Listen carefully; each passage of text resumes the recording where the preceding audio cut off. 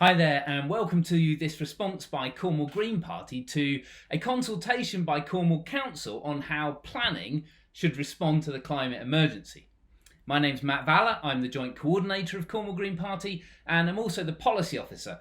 And what I'm hoping to do in this video is walk you through our response, trying to get beyond all the technical jargon and make the policy understandable. Now, the context for this is that in January 2019, Cornwall Council declared a climate emergency. And then in July last year, they came back with a response to that declaration saying, here's what we need to do. Now, it was pretty good. And one of the things that was included in that response was a commitment to create what's called a development plan document. It's classic local government lingo, but it's basically a document that shapes planning decisions, and that this DPD will be specifically designed to ensure that considerations relating to climate change made it into planning decision making. And so they started that process, and this consultation is actually just on the scoping report that they've produced to get this thing going. Then a bit later they'll come back and they'll put forward their first set of actual policies, and we'll be able to respond to that again. And then early next year in 2021, they'll come back with a final proposal for consultation before it then goes to an independent examiner and actually becomes policy. So it's a long process, but for us as Cornwall Green Party, this is a really big issue. I mean, there are lots of things that will make a difference to the climate emergency, but how we think about planning and the decisions that have to be considered in the planning process across all the types of planning that go on in Cornwall is something that we should take really seriously. And so we've put a lot of work into this response. We've assembled a crack team of expert members from across Cornwall, and we've been in working groups working through what about the scoping report was good, what needs to be improved. And so this response is the summary of that work. So let's begin. I've got a presentation that I'll be showing you alongside talking you through it. So first of all, just for context, to clarify, what is a development plan document? So it's a statutory requirement, that means you've got to have one, and a set out planning principles for Cornwall. They're used to guide planning decisions, and there's a whole bunch of them. So this climate change DPD is just one of them. There are others around safeguarding minerals, where things can be built or not in major population centres. There's a DPD specifically regarding travelling communities. And so this DPD that was commissioned as part of Cornwall Council's climate emergency response becomes part of that suite of planning documents that decision makers can use when a planning application comes before them. Okay, so here's the time frame. So this is the response to the consultation on the scoping.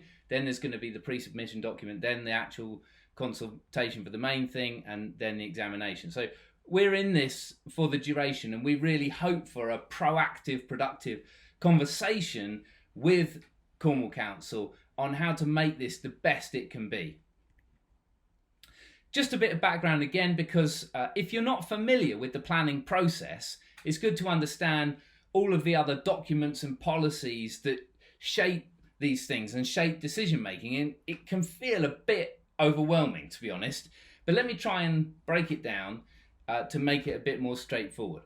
So at the top level, there's something called the National Planning Policy Framework, and it's a central government document that governs planning all across English authorities, and the NPPF is a broad framework. Then at the level of local authority, we then have the local plan. So Cornwall has a Cornwall local plan, and that provides additional specific requirements for planning applications in Cornwall. Now, then there's a separate thing, but obviously related, called building regulations. You've probably heard of that. It's anytime you want to build something new, or you want to build an extension on your property or whatever it is, you have to adhere to government standards for buildings. It ensures that buildings are safe and that they're efficient and so on. So currently, building regulations are set by central government. There's actually an area of uncertainty in this consultation because the government's been consulting on something called the Future Homes Standard, which hopefully will mean that all new buildings have to be super energy efficient and built to high regulations and so on. But we don't know. So until they come forward and say what that's going to be, we're not sure how that's going to affect development in Cornwall. Currently, Cornwall Council has the power to insist on higher standards, though it hasn't yet done so. But again, when this Future Homes Act or standard comes forward, the power of Cornwall Council to set additional regulations may be taken away because of something that was passed in 2015. Anyway, it gets very complicated, but it's just worth knowing that currently that's an area of uncertainty. Okay, the other thing you need to know about is that right at the level of parish and town council is something called the Neighbourhood Development Plan. And that gets really granular. Like, we want to build on these sites and not those fields. If we're going to have renewable energy, they need to be sited here and not there, or maybe nowhere, as actually often happens in an NDP. But out of the 200 and something or other that could have been done in Cornwall, only 38 have been currently agreed. They have to be agreed by referendum, so the whole community gets to vote on them. So there's still a lot of places in Cornwall that don't have an NDP. And one of the things that will come out from this is that currently there's no provision to build renewable wind energy in Cornwall unless it's been approved by an NDP. So currently that's a major problem. Okay, other things you need to know about: strategic documents for Cornwall Council. So there's an environmental growth strategy, which takes us through to 2065. There's something called the local industrial strategy. That is a kind of vision for the economy and what needs to happen in order to make the economy work. There's a document called New Frontiers, so it's actually a suite of documents which includes some devolution asks around housing and planning, but also was kind of conceived as a what do we do after Brexit kind of document. So that's partly about future planning. And then it's also worth noting that in 2015, Cornwall Council actually had a devolution deal which gave Cornwall Council almost complete control over transport policy. And so there's something called the Local Transport Plan, which is a big deal because it's one of the areas that Cornwall Council as local government can genuinely affect. It's not subject to the whims of central government. Okay, now in this climate change DPD, Development Plan Document, scoping report, there are a bunch of sections setting out what's the scope of what they're doing, what's the timescale, etc. And then there's these 7 sections. So renewable energy, energy efficiency, coastal change and flood management, natural climate solutions, transport, agriculture and rural development, and town centre density and vitality. So those are the sections, the section headings, that the team at Cornwall Council said, okay, let's think about planning in relation to the climate emergency in these headings. And we've basically taken that structure for our response, although we want to draw some connections. We've had a great team from across Cornwall working on this. Just very quickly, the names are Johnny Dry, Ian Flindall, Harry Williams, Colin Harker, Karen Laborde, Charmian Lark, Ken O'Brien, Robin Roper, me, and Tamsin Widden. It's a really good team, and I've been very grateful to work with them on this. Okay, let's get on to the headlines. So, first of all, planning in general suffers from a massive systemic failure at national level. It's taken power away from local communities and it's handed it to large, unaccountable developers. Now that has to change. But that's a thing for central government to deal with, and we're going to provide a supplementary response addressing this question, which we want to give to Cornwall Council to say, here's what we think you should do to lobby central government for more powers, more devolution to Cornwall, and particularly more decision-making power to local communities over what gets built and where. But we're not going to do that in this response, because this response focuses on what does Cornwall Council actually have the power to determine, and how can it make decision-making, how can it change its decision-making priorities within that scope. And there's a lot that Cornwall Council can decide in relation to planning. So we're going to focus on that in this report. Now, in terms of this DPD scoping report, overall, we think this is actually really good. It's a good step in the right direction. It's clearly taken a lot of work from a team who are taking this question seriously. So we really welcome that. Our response is much more about what do we think they might have missed out, what could be added to this to strengthen these, and where are the connections that might have been missed, rather than saying what they've included we don't like. So it's much more about the additional things that we think should be in here. What they've done, we're broadly in support of that. Now, we've got 10 initial headlines that are in response to the whole scoping report, and then we're going to go into those 7 sections where we break it down into more kind of specific granular policy recommendations. So here are the headlines. Number 1, the climate change DPD, which is what it's called, should be renamed the Climate Emergency DPD. So we feel it's no longer enough to talk about change, climate change, when the situation has become a crisis, and it has become a crisis. And so renaming it the Climate Emergency DPD would reflect the seriousness of the situation. As we've seen with this COVID-19 crisis, an emergency situation requires an emergency response. We've had much more time to prepare for the climate crisis, but it's going to hit us for much harder, for much longer.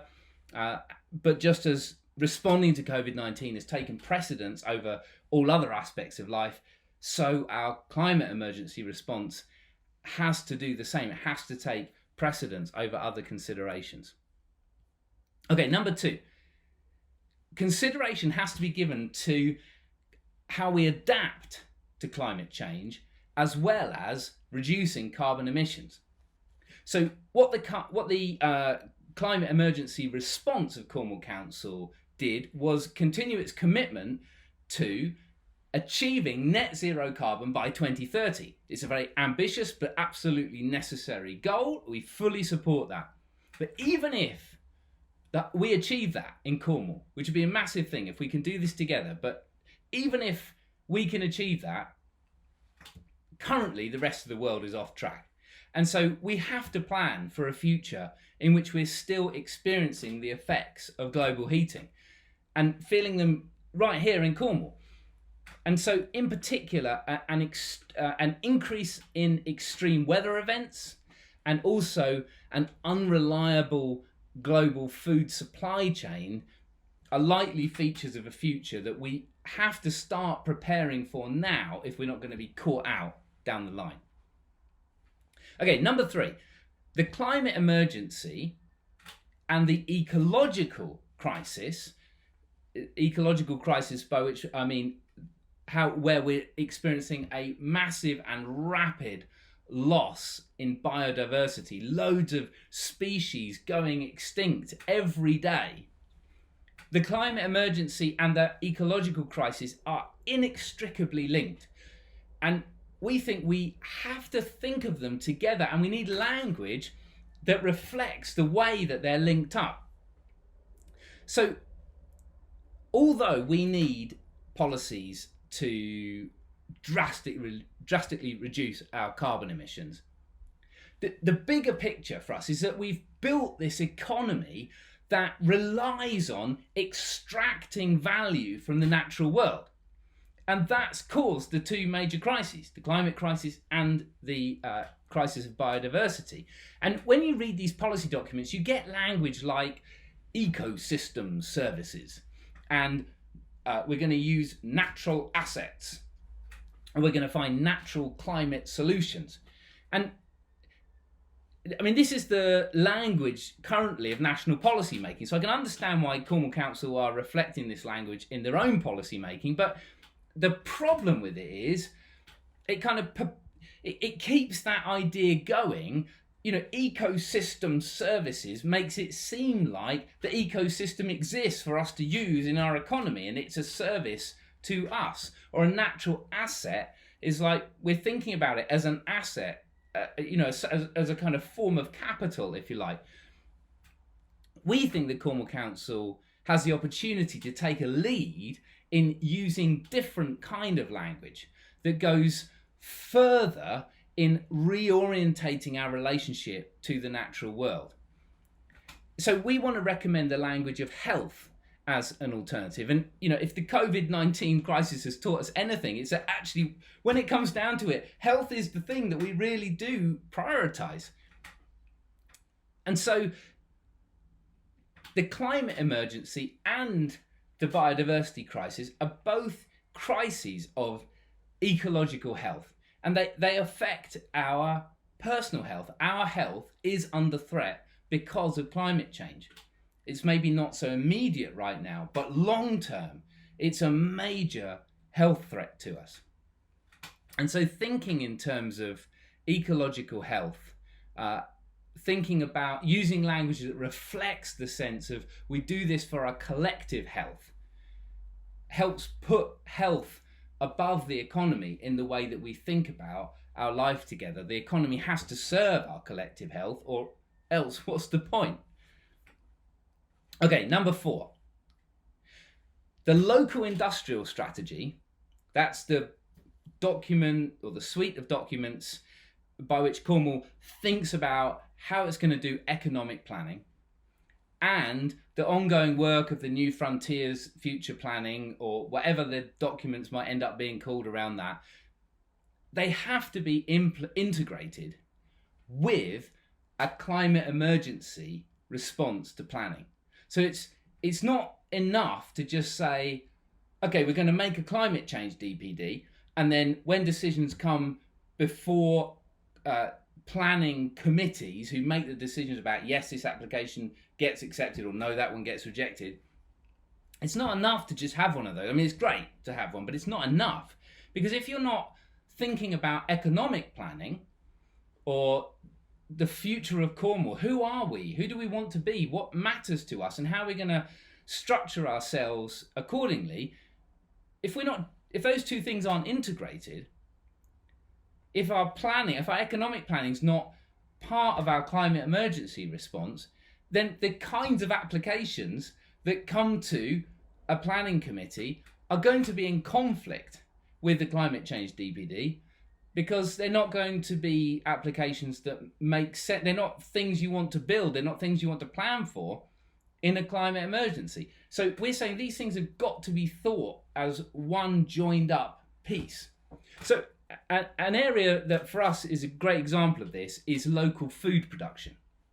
So at the moment, we import huge amounts of food into Cornwall. And so there's huge amounts of carbon emissions that result from all of the transport that all these food items have to go on. They're travelling often many thousands of miles to reach the shelves where we then buy them. And so there's a massive carbon emission cost associated with importing food. So if we grow more food locally, then we can reduce our carbon emissions, but also it's a good adaptation strategy, because when global heating threatens food supply chains, we're more resilient here in Cornwall. So we think this is a great example of how the local industrial strategy should join up with the climate change DPD, because then we need to think about, okay, well, how do we plan for local food production? It's not just enough to put it in the local industrial strategy. We need to figure out what does that mean for planning. So, for example, infrastructure like market gardens, you have land normally in the vicinity of a town where smaller farmers or smallholders can grow locally grown organic fruit and veg and then sell them in markets in the town, that all takes planning.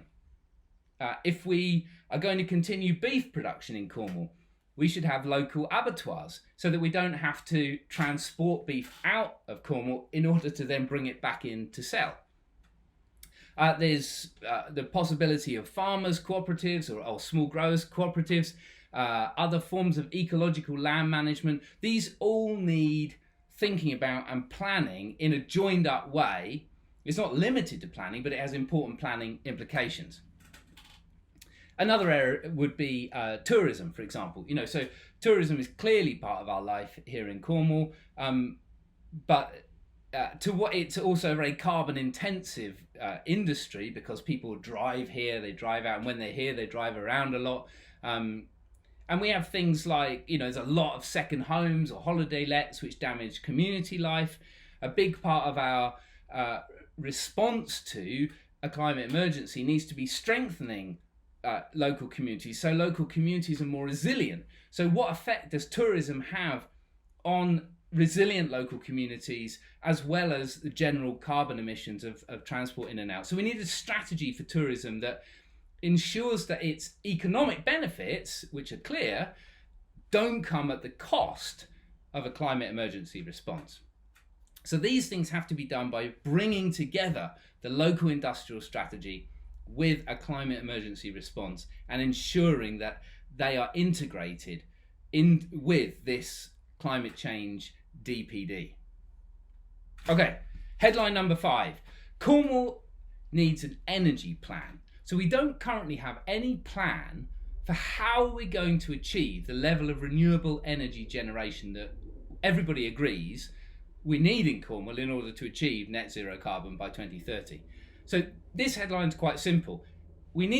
Cornwall Council needs to take initiative to bring together the key stakeholders. We have to have Western Power Distribution, which is the company that owns the grid, because extending, strengthening the grid and improving it, particularly with smart storage capacity and all this kind of thing, this is key to actually achieving net zero carbon, as well as ensuring that we can build more windmills, more solar arrays and whatever, in order to get to net zero carbon by 2030. So Cornwall needs an energy plan and it needs annual targets. We need to say, okay, this needs to be done by this year, then next year, and so on. So that's headline 5. Headline 6. We need to find a way to incentivize developers and builders to undertake better training, higher level training in how to meet the climate emergency standards for buildings. So one of the problems that we've got is a building control in this country generally is very poor, and so largely because it got privatized. And so when people build stuff, they're not really held to account over the standards that they build to. And so it's all very well having standards for energy efficiency, for example, but if you don't actually build to them, it doesn't make any difference. So one way, of course, is to strengthen building control, but that's outside the scope of what Cornwall Council can do. But what we can do is actually work with builders and developers.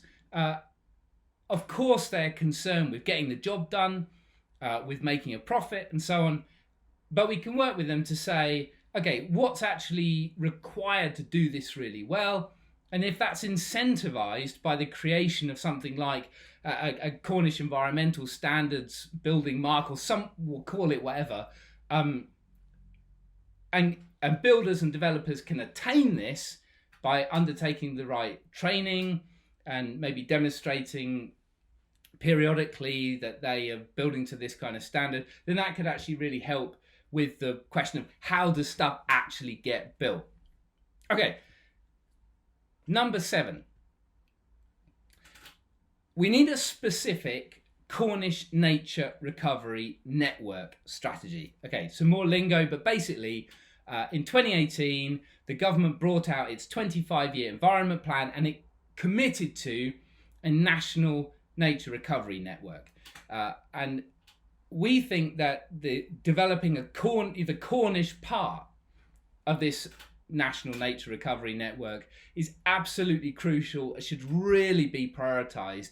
And one of the big reasons why we think that should be done, apart from the fact that it protects biodiversity, is because when we get onto the question about how can natural climate solutions and flood solutions be figured out in the context of planning, if we have a Cornish nature recovery network figured out, it's much easier to ensure that those natural climate solutions and those natural flood solutions can be mapped in Cornwall. They can be protected, strengthened, and so on. Now, there's a separate consultation gone on around biodiversity net gain in planning, which we've also responded to, but we really think that a lot of that has to be brought into this planning response in order to join up the work to protect biodiversity, and so that's why it's called a nature recovery network, with the demands of planning. More on that in a bit. Number 8. The new design guide. So Cornwall Council has created these design guides, which are really good, and they include a lot of advice for developers and builders on how to develop a kind of Cornish style, but also how to meet lots of biodiversity standards and so on. There's lots of really good things in there, but they're just advisory. And we think that those design guides, or at least the parts that particularly relate to climate change, should become requirements as part of the DPD. And so that's our recommendation number 8, because if they were, then they would have to be taken as material considerations in planning, and they're not currently. Number 9. This is a headline really about decision making, and this one is quite difficult. But what we're saying is we think there needs to be more consideration of the decision-making process that uses this DPD. So when decisions come before planning officers, or occasionally they come before planning committees when they're big questions or appeals and whatever, the decision makers in the room, they have a responsibility to weigh all the different material considerations that are raised by the application, and then they can try and figure out their decision. But there's no mechanism currently in that process to reflect the kind of emergency nature of our climate or biodiversity crises. And so we're saying, let's address that. Now, it's difficult, right? Because each individual application does demand its own individual assessment, and there are reasons why you might grant this one in this instance that you don't grant that one in that instance. And so we're not wanting to do planning application by machine, but we do think that we need some consideration of whether is it a kind of relative weighting of different concerns. We're not sure what the answer is, but we really think it's worth exploring further, and we'd really welcome the chance to be part of a collaborative process to figure that out. Okay, headline number 10 is very simple, which is basically that since the climate change DPD is the main planning action from that climate action plan that came out of that is the climate emergency response, we're saying if any of these headlines we've come up with are deemed out of scope of this consultation, which, you know, they might be, we still think they really need to be considered. They need to go back to the climate action plan as an identification of a gap in the plan itself. If the climate action plan, if the climate change DPD is the action from the climate plan, and it doesn't include these other things we're saying, which we're saying are really important, that means that something was missed in the climate action plan itself. So we hope it can be taken seriously there instead. Okay, those are the 10 headlines, a range of different things. I hope you're keeping up. I hope I'm not talking too fast. I'm trying to get through this without it taking the whole of the rest of your life, but also making it clear as we go. Okay, so what I'm going to do now is go through each of those 7 areas that were identified in the scoping report and give the headline responses that we have for each of those areas. So the first was renewable energy. So the first headline for us in this is we really need, urgently, the development of local area maps for wind development. Now, currently, you can't build a wind turbine unless it's been specified in a neighbourhood development plan. That means a parish or a town council took initiative to get a neighbourhood development plan together, and the community has figured out where it wants wind turbines, and it's gone to referendum, and the community said yes. So in those instances, you can build a wind turbine. But as you can imagine, those instances are relatively few and far between for lots of reasons that we'll come on to. But Cornwall Council doesn't have to do it this way if it updates the Cornwall local plan. That's the strategic document, planning document for the whole of Cornwall. If it changes the local plan to include wind mapping in that document, then it doesn't have to go to neighbourhood development plan to be decided. Now, there needs to be consultation, and that's something we'll talk about in a moment. But the principle that we need local area maps for wind development in the local plan, that is our top headline around renewable energy. Okay, the next one is we're suggesting there could be changes made to the planning process to reduce the burden on smaller and community-owned renewable energy applications. And in particular, there used to be a unit at Cornwall Council called something like the Renewable Energy Planning Unit or something like that, which basically would give assistance to smaller and community-owned applications who are trying to generate renewable energy. And the reason that matters is that if you don't have something like that, then a small community group has to shell out thousands in consultation fees to get the relevant this, that and the other on all the standards they have to meet and so on. It just becomes really prohibitive. So if Cornwall Council can set up a small specialist unit that can provide that kind of support, then that's a very proactive way to actually ensure that applications for wind development or renewable energy development generally get brought forward. Okay, for solar arrays, so big fields of photovoltaic solar panels, planning applications should include sustainable land use proposals. So it's really important that we think in the whole about how we're using our land. So what type of land should solar panels go on? Well, they should go on lower grade land. We need to think about biodiversity. If you stick a load of solar panels over the ground, less stuff can grow under it. So there are costs associated with solar panels, but we need solar energy. We need solar and wind because you tend to get sun at the times where you don't have wind. So you need them both for continual supply. So we're saying stronger requirements around sustainable land use proposals every time you have a solar array would ensure that they get built in the right place with the right consideration for what can grow around them and so on. Okay, the next headline under renewable energy, there's a line in the scoping report which says providing a positive policy approach to support energy storage and the development of infrastructure to support smart energy considerations because it will help alleviate constraints on the energy network. And we want to say a massive yes. We really strongly support that. Smart energy storage is absolutely crucial to making a renewable energy grid work. We think the DPD could be improved if it provides a way to consider a whole range of technologies. So there's a whole load of things on offer at the moment. Frankly, I don't understand all of them, but my expert friends do. And they tell me there's ways of doing storage at seaside quarries, and China clay lagoons, mine shaft storage, gravel pit batteries, energy storage towers. Amazing. Anyway, all of those would need different planning considerations. So we're basically saying yes to smart energy storage, but let's make sure we're providing for all the range of ways that can be achieved.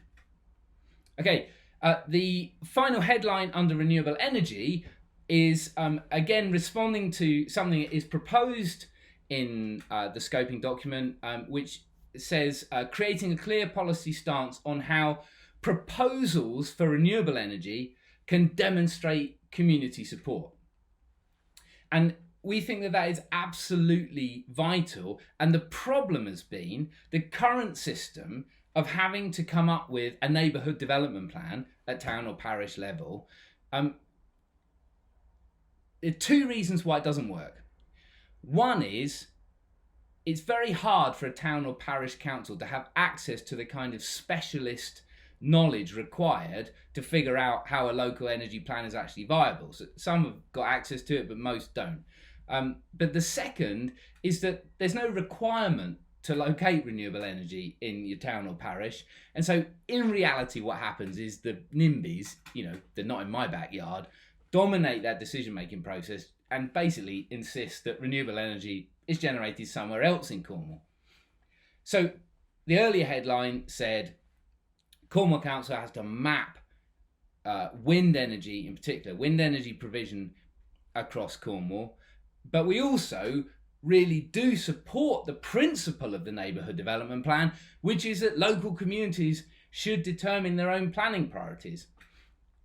So we need to figure out a way through that. And our suggestion is that this is actually a really good situation where a citizens' assembly approach can be really powerfully used by Cornwall Council. So citizens' assembly is where the local government convenes a representative group of the local community, and essentially that group becomes a problem-solving group, because the reality is that, especially in Cornwall, the landscape is amazing and people value that, and rightly.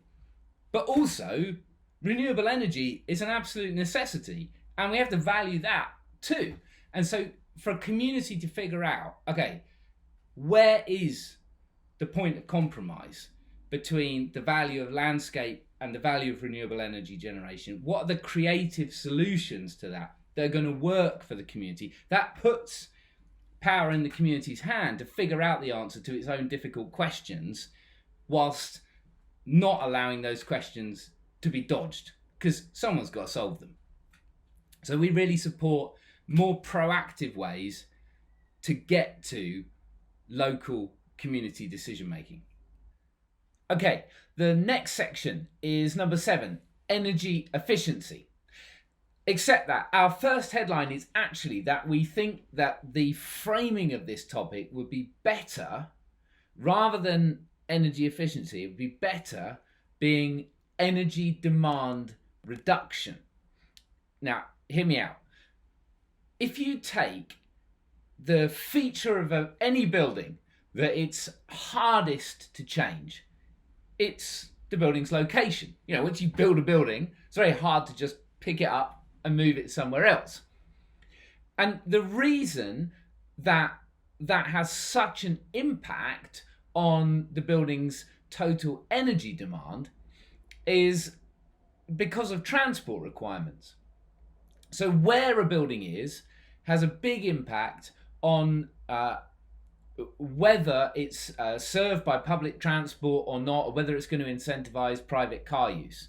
So energy efficiency is obviously really key for thinking about reducing carbon emissions, but there's a broader set of energy demands that are generated by any building. So it's not just location, it's also the build process. So depending on what building materials you use, depending on what machinery you use to build the building, that also has an energy demand. And then once that building is built, then its ongoing efficiency is also part of determining how much demand for energy it makes. So we're saying actually framing this in terms of energy demand reduction is a better way of thinking about the total energy demand of of a building over its entire life cycle, from before it's even built right through to for its whole life, of which energy efficiency is a part. So that's the first headline: to change the framing from energy efficiency to energy demand reduction. The next headline follows on from that, which is that the energy hierarchy, which is a tool that Cornwall Council already use to determine relative energy use, it should consider location as the top of the hierarchy. It currently doesn't consider it, but because location has such a big impact on energy demand, location should be at the top of the energy hierarchy, not just the individual standards of the buildings themselves. Now, just to say on that there's a risk with doing that this all leads to a kind of default urbanization, because you put a building in a town and it's better public transport provision, there's less private car use and so on. That's only true if we don't provide good public transport services to rural and semi-rural communities. So if we don't want urbanization, which we're not too keen on, then we need to improve public transport services. But we can't pretend that location isn't a major part of energy demand. Next headline: all new build and refurbishment should include mainly or even only low carbon and local materials to reduce the embedded carbon during the build process. And this is something that's also worth considering as part of the local industrial strategy, because actually if we're producing local building materials, that's actually potentially a new local economic activity that could generate local income.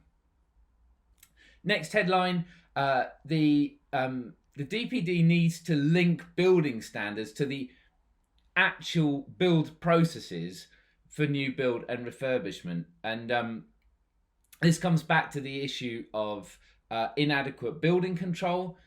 But it's also a case of you can build a supposedly efficient heating system, for example. If it's not installed correctly, if the settings aren't made right, it doesn't actually work efficiently. So ensuring that anybody involved in this process is invested in the question of how do we get to net zero carbon is going to make a massive impact on whether we actually meet the standards we have around air tightness, insulation, installation of heating systems, and so on.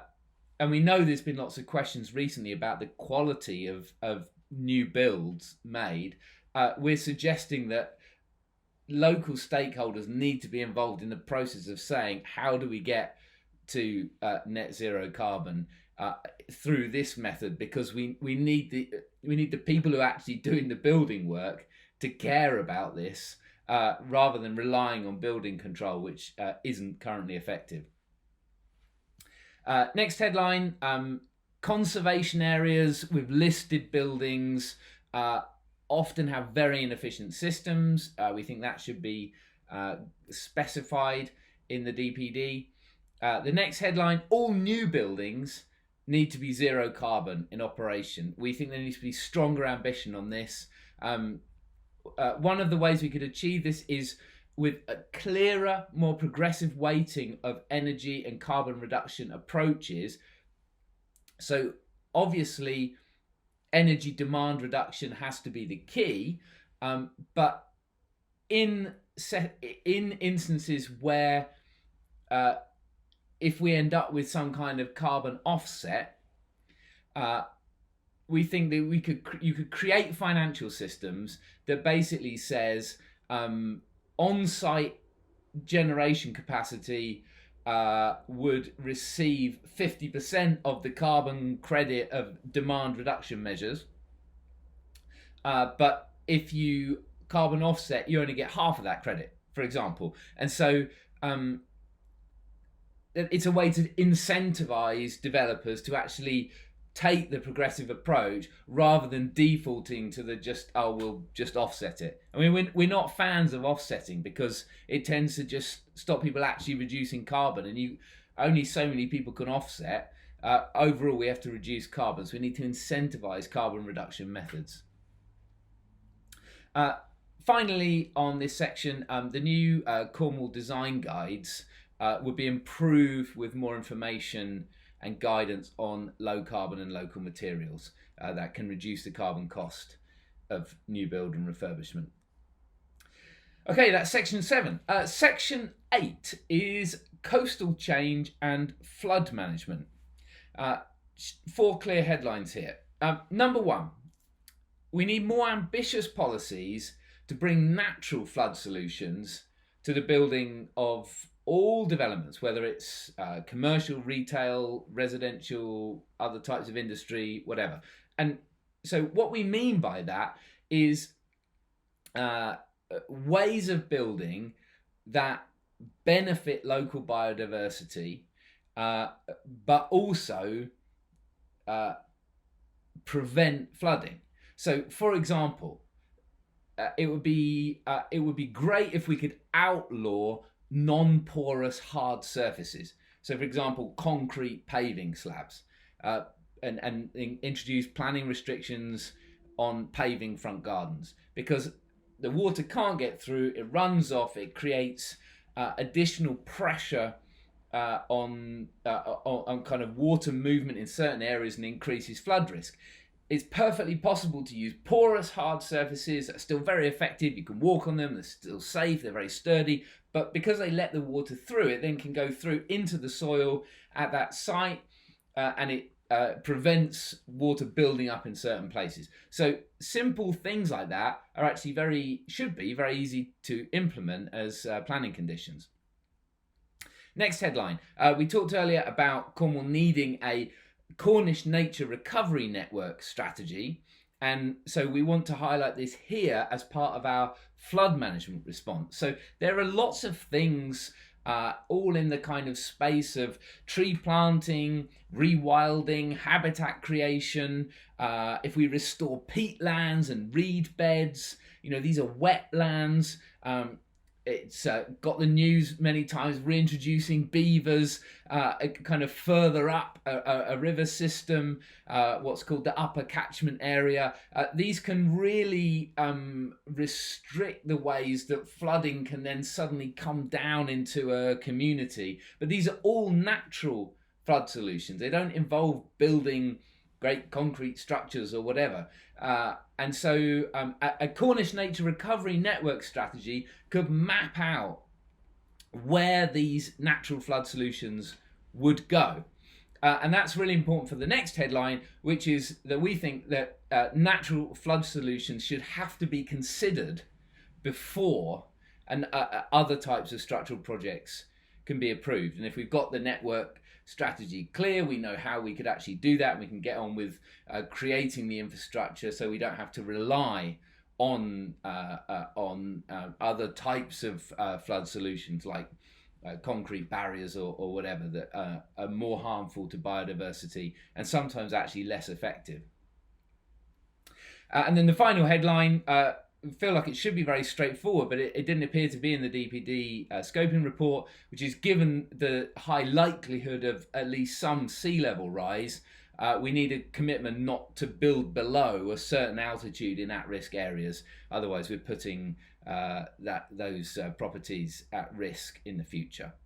Okay, next section, section 9, is natural climate solutions. Okay, several headlines here. The first one is, we think that it's really important to put ecosystems alongside climate as a top priority in all policy considerations. So it doesn't make sense to think of the climate emergency as something over here and then a biodiversity crisis as something over here. The two are completely linked. Climate change is a major contributor to the biodiversity crisis, but also the economic activity which is causing climate change is also causing a biodiversity crisis, and particularly for this section, strengthening our natural systems, strengthening ecosystems, taking action to protect and restore biodiversity is a crucial part of actually combating climate change, particularly because well-developed ecosystems can sequester carbon. So we need to think this as a whole, and it's really important that joined up thinking is embedded in the planning process. Next headline, and we've fed back separately on the Biodiversity Net Gain consultation, but it was a suggestion in this DPD scoping report as well. So there's a proposal to think about a 10% biodiversity net gain over the course of 30 years with possible offsetting. You damage an ecosystem here, but you make one better over there. And we're saying, no. That is woefully unambitious in the case of such a serious crisis.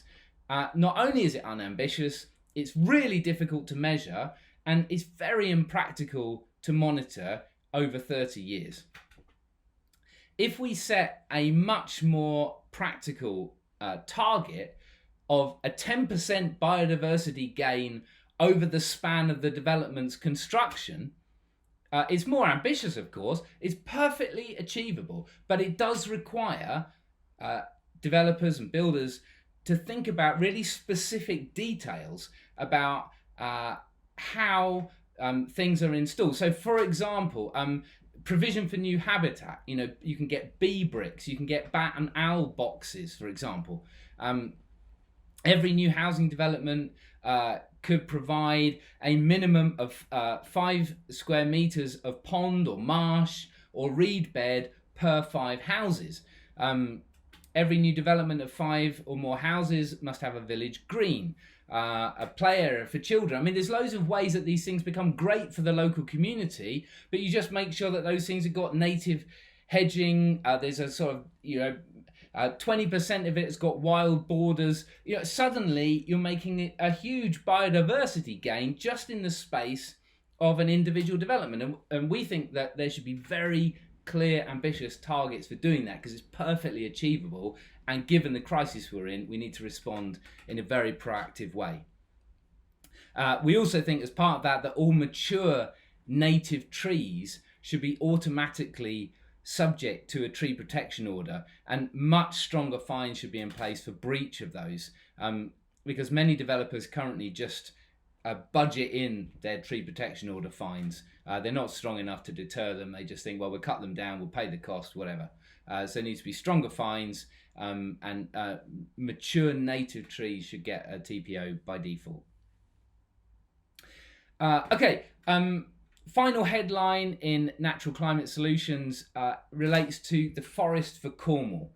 So, great idea. I think the general sense is nobody knows how this is going to be done. And we're saying we need a plan. This is going to take a long time. It takes a long time to grow trees. We need a plan. It needs to be really specific. Where are trees going to be planted? What trees are going to be planted? We need to take account of different species, how ecosystems function. So there have been similar types of work in other areas. So we've provided an example in our report. There's a native oyster system, for example. So native oysters are under threat, and a native oyster network came together to basically figure out, okay, who needs to be involved in making sure that we protect native oyster species. So we're recommending that a reforestation network is brought together in Cornwall to bring together all of the different stakeholders that would need to be involved in making a forest for Cornwall actually work. And there's a lot of things in there, because it's going to involve private landowners, and how do you it's no good planting a load of trees and then later private landowners just cutting them all down again. There's risks of lack of coordination between landowners, failure to protect against invasive species. So a reforestation network is a very proactive way to figure out a plan. And we think that Cornwall Council should take the lead in bringing that together. But obviously it can't control the whole thing. It doesn't have the power or the authority to decide to be able to plant that many trees. So we need something like a reforestation network that enables people to work together really proactively to get this done. Okay, section 10. You're doing very well if you stay with me this far. I hope you're enjoying this as much as I am. Number 10, transport is the largest source of carbon emissions, and it needs maximum ambition across all of Cornwall Council's strategic planning. And as I said earlier, since 2015, since the devolution deal, we now have something called a one transport framework, and that means that Cornwall Council have the power to make major changes. But progress has been way too slow in our view. And so we support the recommendations in the scoping report around transport. There's definitely some ambitious ideas, but we want to be really clear, unless there's a step change in public transport provision, all of the other policies are going to fail to have the necessary impact. So there's loads of good ideas, loads of good aspiration, but we have to step up public transport provision, because otherwise we can't disincentivize private car use.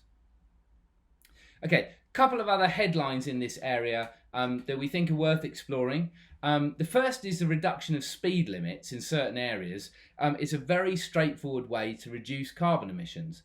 It also has the potential to make roads safer in general, particularly in town centres, to make them cleaner as well. It's actually, in some places they've tried to use something called a kind of walking pace speed limit. So right in the very centre of towns,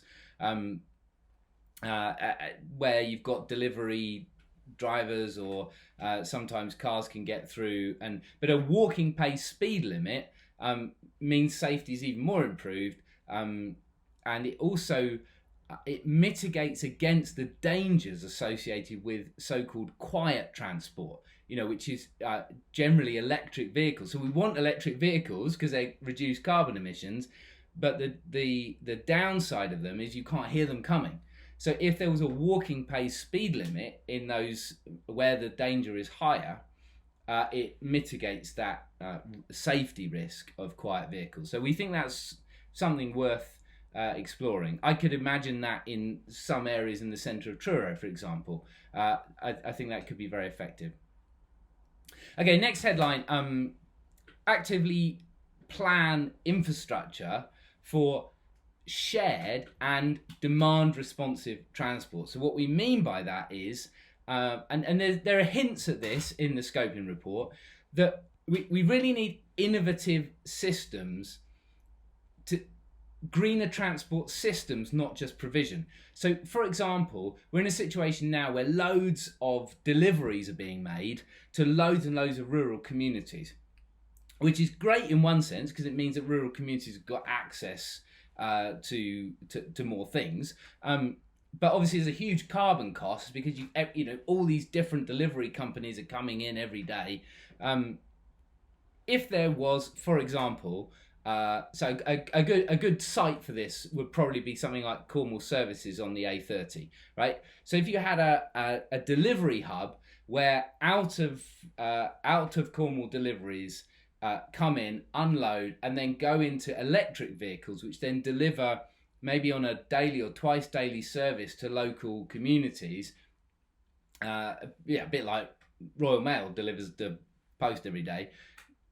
That kind of approach could really reduce the transport emissions associated with deliveries. So thinking those things, or thinking just better, more sophisticated car share services, for example.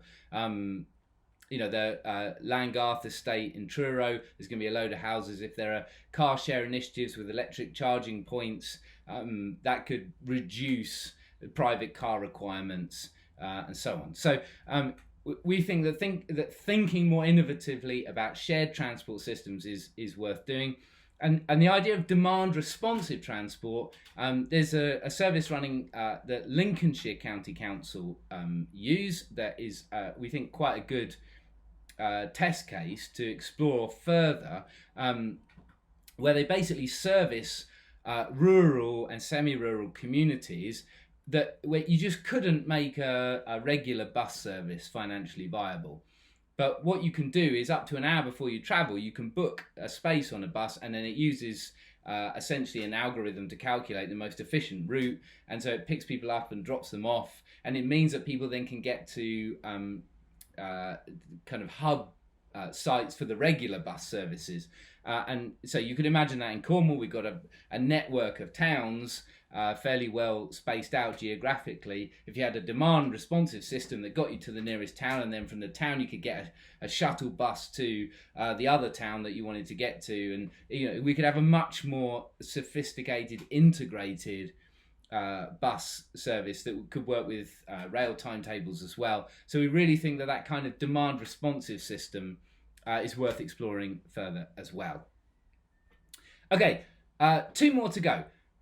The penultimate, agriculture and rural development. So this one is really important as well, because more than 75% of Cornwall's land use is agricultural. And the reality is that agricultural reform is absolutely vital if we're going to achieve net zero carbon and reverse loss of biodiversity. We have massive scale monocrop farming. We have livestock farming, which is a contribution to carbon emissions. There are these, in the way that they're currently done, degrade the land, they reduce biodiversity, and they make a significant contribution to Cornwall's carbon emissions. There are lots of other more ecologically friendly forms of farming that have been developed. And these are absolutely vital if we're going to achieve net zero carbon by 2030. And we're going to regenerate soil. We're going to find ways to sequester carbon more effectively. But the reality is that most farming is not currently economically viable without massive subsidies. And that's currently being looked at by central government as we switch from the EU system to a British system of subsidies. But it's really crucial for us that any policies that we make to support agricultural reform have to support farmers. There's no point just pointing the finger at farmers and saying, you're not doing it right. We have to support farmers in this transition. And there are lots of farmers in Cornwall who are innovating in how to best make farming work in a Cornish context with the types of land grade that we have.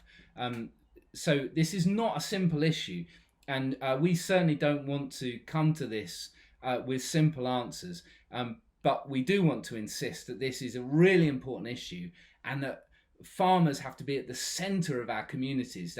We have to support farmers to do this. There's no point just criticising farmers. Okay, specific headlines. There are different land grades, if you didn't know. So all of Cornwall has been mapped according to 5 grades of land. 1, 2, 3, 4, and 5. So 1 is like super great farming land. 5 is very hard to grow anything kind of land. And currently classifications 1, 2, and 3A are protected from being developed on, but 3B, 4, and 5 aren't. And what we're saying is that lower grade land should also be protected from development, because that lower grade land can be crucial in sequestering carbon. So that's like capturing carbon from the air and bringing it down again into the soil. So it's one of the main things we can do to counteract the carbon that we are emitting. So when we say net zero carbon, we're always going to emit some carbon, but if we can make that no more than the amount we sequester, we get net zero. And lower grade land is really key for that. So if we just start building properties on lower grade land, we reduce our ability to sequester carbon and achieve net zero carbon by 2030. So thinking specifically about land grading and how to make a transition for Cornish farming to more ecologically friendly farming practices, a diversification of farming output. All of that requires thinking carefully about different land grades and what we use for what. Okay, next headline. There's something called a whole estate plan, and it basically allows more development on agricultural land. What we're saying is, if that the process by which people bring whole estate plans, which are designed to kind of make sure an estate is managed really well, those should include requirements that there's a reduction in imported fertilizer and other pesticides. That needs to come down to zero over an agreed period of time, and a commitment to develop a much higher carbon count in the soil. And there are lots of agricultural methods that can achieve that. So we're saying when whole estate plans are brought as proposals, they should include higher environmental regulations in those proposals in order to be accepted. Okay, a few more headlines in agriculture and rural development. There's something called biochar, which is basically a bit like making charcoal. And it's a really good fertilizer. It's also really good for preventing flooding because it holds water in the soil, and it's excellent for storing carbon in the ground, in the soil. It's very easy for farmers or other rural producers to generate, so we think there should be incentivization of the facilities to develop biochar, and that also is something else to be considered in the local industrial strategy, because again, that's another type of business that could be local to Cornwall, that could support rural producers here. Okay, next headline. Livestock farming needs to be subject to much stricter criteria. Now, livestock farming, as I'm sure you're aware, is a hugely controversial area. Currently, it's a massive part of Cornish farming. There are big critics of livestock farming because of the carbon emissions it produces. There are also supporters of livestock farming who say if it's done right, it can reduce carbon emissions. So we think this all needs a lot more thought. But it's very clear that a lot of existing livestock farming is a major source of carbon emissions, and so there needs to be stricter criteria applied to livestock farming. And one of the ways we can achieve this through the planning process is by ensuring that the development of any farm buildings is subject to quite strict criteria in order to get approval. So for example, there are a whole list of, here's some examples: having legumes in the pasture, ensuring there's grazing intensity optimization, making sure that trees are planted at the edges of fields, slurry is disposed of responsibly, cattle sheds have sloped floors to facilitate urine runoff because that reduces ammonia generation, and there may be others as well. So that kind of thing, ensuring that there are those additional conditions that go with the development of farm buildings is a key way of helping, of ensuring that livestock farming works better. Okay, final headline for this section is there should be planning incentives for horticulture development, so particularly near urban settlements. So basically what that means is there should be land where people can grow fruit and veg to revive the market garden economy, as it was called. It's basically died out. That really has to be revived as part of a climate emergency response. But that needs land identified in the local plan, and applications for this need to be supported by this DPD. Okay, final section, town centre densification and vitality. So here's some headlines. So we are really clear. Resilient local communities are the building blocks of any response to the climate emergency. So, broadly speaking, we really support the revitalisation of town centres because it brings loads of benefits to local communities. It increases the capacity of towns to strengthen the local economy, which much more than, say, out-of-town retail parks, for example, which tend to be owned by large chains which take profits out of Cornwall. It also reduces carbon emissions because out-of-town retail parks incentivise private car use, and thriving town centres are much easier to serve with public transport. So this is a really key part of the climate emergency response. However, our feeling is that this is one of the weaker areas currently of the scoping report because it doesn't yet consider the broader economic infrastructure that would be needed in order for these policies to join up. So, for example, it's all very well to review the classification of town centre buildings, but if you do that without prohibiting out-of-town retail, it's insufficient. Or you can support town centre markets, but unless you provide land for market gardens, again, the town centre markets are insufficient. So thinking about the joining up of how this would all work is really crucial. The other thing to say is that increasing town centre density is, broadly speaking, a good thing. So that a lot of that means more people actually live in town centres, and some of the buildings that are disused can be repurposed, and there's incentives for making that happen.